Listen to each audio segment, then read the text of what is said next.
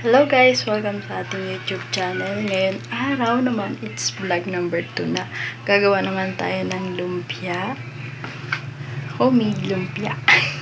May carrots na tayo. Binanan ko na siya. Pinilan ko na siya.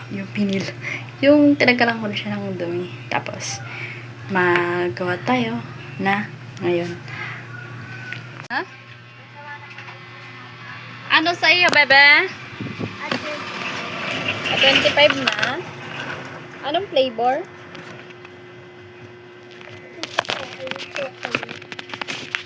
Chocolate na milk tea?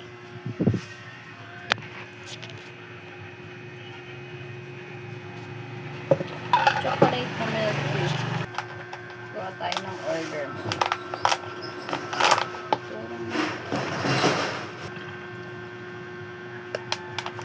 Gawan nga muna natin ang order itong customer natin. Ito nga ay milk tea na 25 pesos. Kaya ito, ginagawa na natin kasama ng powder. Ganyan nga natin siya hinahalo. Tapos ilalagay na natin sa baso at ready na yan. Yelo na lang ang kulang at ilalagay ko na nga yung yelo. Ganyan nga lang siya guys. Kaya inuna na muna natin ito. So yan, nagawa muna tayo ng milk tea. Tapos dadali natin itong mixer natin.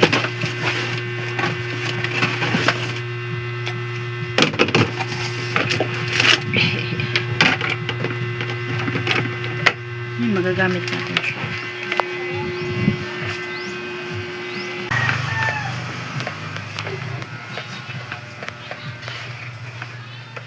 Ayan. Balik tayo sa ating base. Ay, gagawa tayo. Dito tayo gagawa kasi andito yung mga gamit sa kusina para din na natin pabalik-balik doon. Tapos doon na lang ako magbabalot.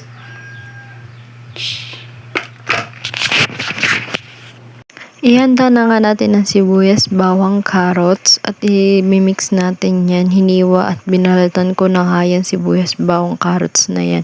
Naisipan ko nga lang talaga nito magluto ng lumpia kasi nga gusto ng anak ko. Ititinda ko din sa susunod yung gagawin ko. Ito na muna ay pang tikim lang namin, pang ulam na din mamaya. At kaya ako gumagawa nito para subukan kong idagdag sa aking tindahan. Sayang na rin yung mga alam natin sa pagluto ng kung ano-ano. At minsan talaga may naghahanap din ng lumpia. Kaya gusto ko rin na mag-try na magluto ng lumpia. At ito na nga yung karne. Frozen pa nga yung karne ko na nabuksan kanina. Hindi ko agad na ilabas.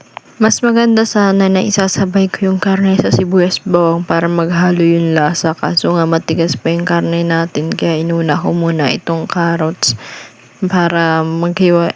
Kasi mas gusto ko yung carrots na hiwalay bago i-mix kasi para nakikita yung pagkagulay niya. Blend ko na nga muna itong sibuyas bawang at ilalagay ko siya sa ibang lagayan. Ganyan nga yung ginagawa ko para separate din baga. At ito naman yung carrots na sumunod.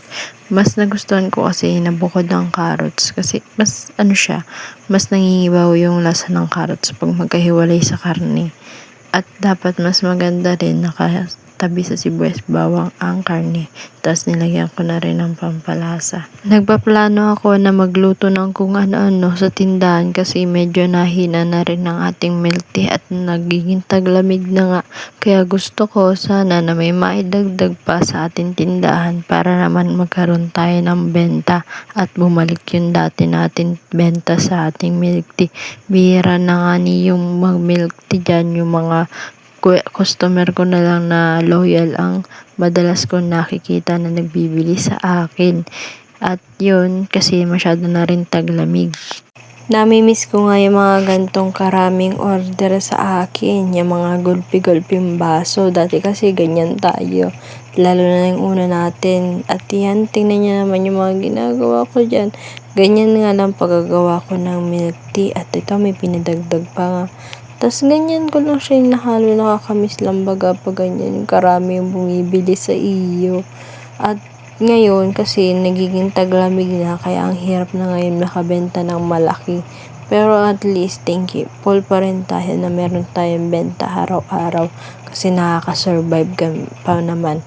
Ganyan din talaga ang business kaya plano ko magtinda ng iba pang pagkain para naman madagdagan ang ating benta. At hanggang dito na lang guys yung video natin. Hindi ko na nga na-videohan yung pagbabalot ko ng lumpia. Nakat ko na at nalimutan ko nang mag-video. Ito nga yung mga ginagawa natin sa araw-araw sa tindahan. Gayaan yung mga namimiss kong gawain yung tambak tayo ng order.